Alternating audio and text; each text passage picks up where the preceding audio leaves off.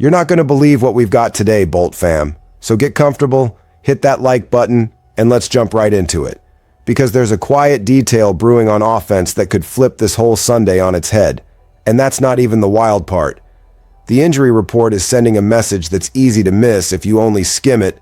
Harbaugh dropped a comment that's going to rub two powerhouse fan bases the wrong way, and to top it off, a legend just put a spotlight on Los Angeles with a warning you can't ignore. Big game coming up against the Cowboys, and I'm telling you right now, the story on Sunday might be written by a name that's been kept in the shadows all season. Because while everyone looks at Justin Herbert and thinks he'll carry it, there's another layer that changes everything. This wide receiver room is banged up, and that forces the Chargers to get creative, or to get bold. Look at the signs. Tree Harris and Quentin Johnston were limited in practice, and Darius Davis didn't practice at all. And the scary part isn't just will they play or not, it's whether they can play at full speed. When a guy's dealing with a hip or a groin, every break loses juice, every contested catch becomes a coin flip, and suddenly you're asking who's going to separate, who's going to threaten the deep ball, who's going to make that one catch that changes the stadium. That's where Keandre Lambert-Smith comes in, KLS 5th-round pick.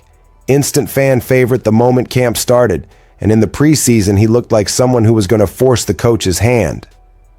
But then the roster squeeze happened.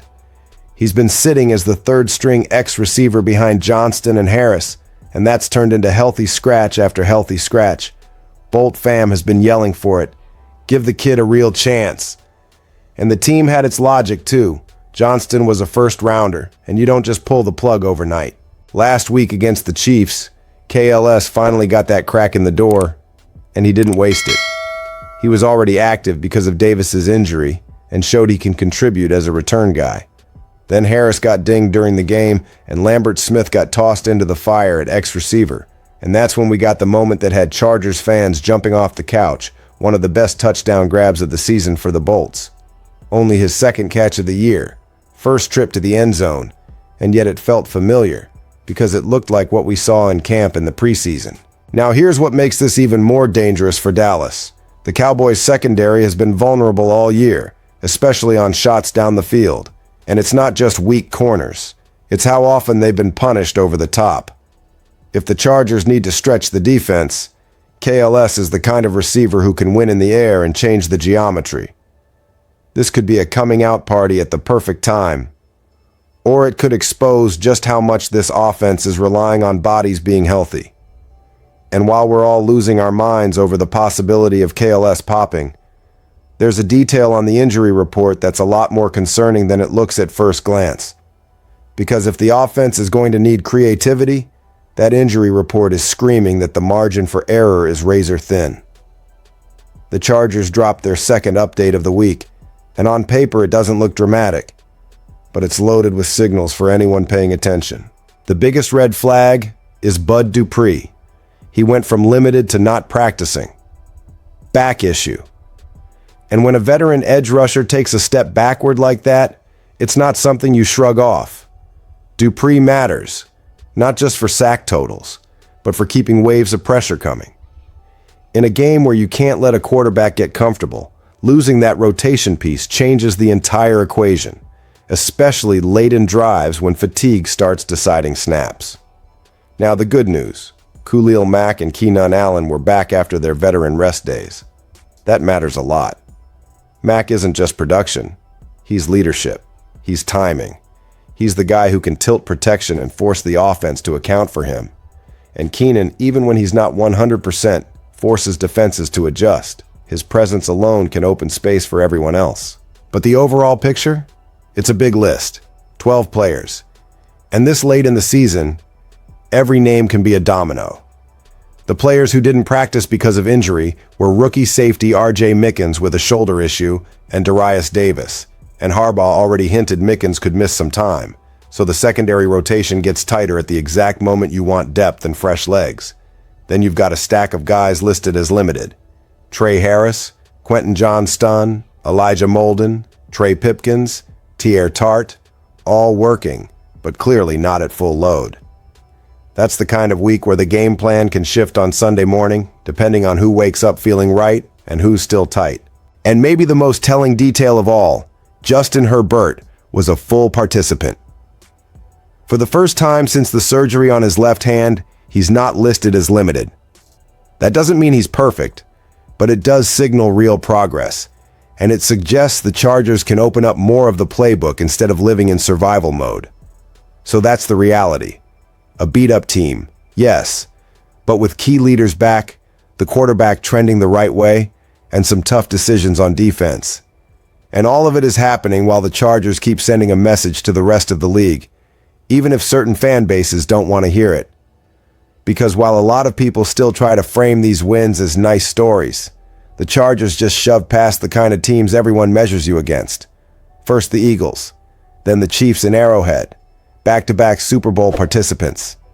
And the Chargers didn't just survive, they got stronger. The box score doesn't scream offensive fireworks, and that's exactly why the conversation gets interesting.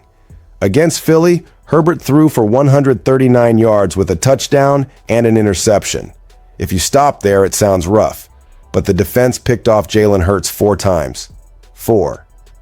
That changes the entire script of a game. That's how an offense that's merely okay becomes enough. Then in Kansas City, the symbolism got even louder. Herbert, still working through the aftermath of that hand surgery, put up 210 yards with a touchdown and a pick. Not the kind of stat line that dominates national TV, but on the other side was Patrick Mahomes. And the Chargers' defense held him to 189 yards, forced a pick, and then sealed the game by intercepting Gardner Minshew at the biggest moment. In Arrowhead. With that crowd going crazy. That's not luck. That's identity. And in that context, Jim Harbaugh dropped a line that sounded innocent but hits different when you sit with it. He basically said the Chiefs and Eagles might have loved to have the Chargers' offensive production in those 2 games, considering how the games played out.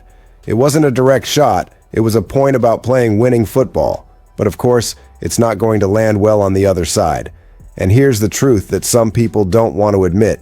The Chargers are playing winning football. It's not pretty. It's not fantasy stats. It's protecting the ball when it matters, leaning on an elite defense, and understanding game flow.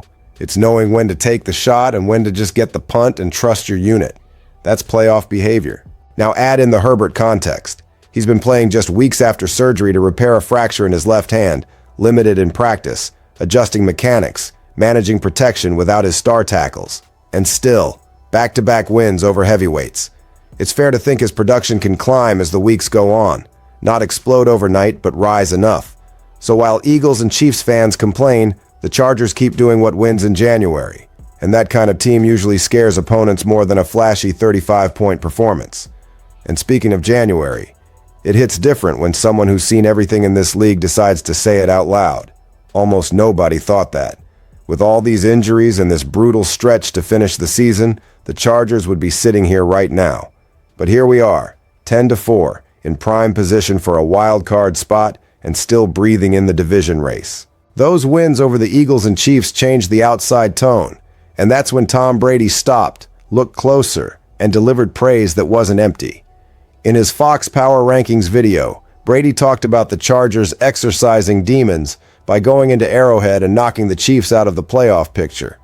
That's not random wording. That's the language of someone who knows what a win like that does inside a locker room. And the strongest part?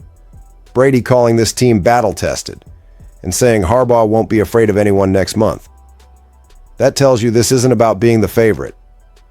It's about showing up believing you can beat anybody. In the playoffs, that belief changes everything. Yes, the doubts still exist. The offense hasn't put up more than 25 points against a playoff-caliber team this season. The injuries at tackle are a real problem. Herbert has been operating with limitations. If people question the ceiling, they're not crazy. They're reacting to real data. But then you look at the defense since the bye week, and it's the profile of a team nobody wants to draw. Against elite opponents, they've been violent at the point of attack, tight in coverage, and clutch with takeaways. There's an identity here. A unit that knows exactly who it is and what it wants to be. And that's where the danger lives. Playoff games aren't always won by the prettiest offense. They're won by the team that makes the play in the biggest moment. And this Chargers team has shown it can do that. 2 weeks in a row against Giants. Brady made it clear he's not writing the Chargers off anymore. And when someone like him shifts his tone, the league usually listens. Maybe it's still early to talk Super Bowl. But treating this team like a cute story? That's over. Because if the offense takes even one step forward at the right time, the noise gets a whole lot louder. So here's the question for you, Bolt fam. Is this team just competitive, or is it dangerous in January? Drop your take in the comments. I want the real debate. And if you're riding with the powder blue, smash like, subscribe, and turn on notifications because we're going to cover every twist of this playoff run, every injury update, every Harbaugh chess move. Let's go.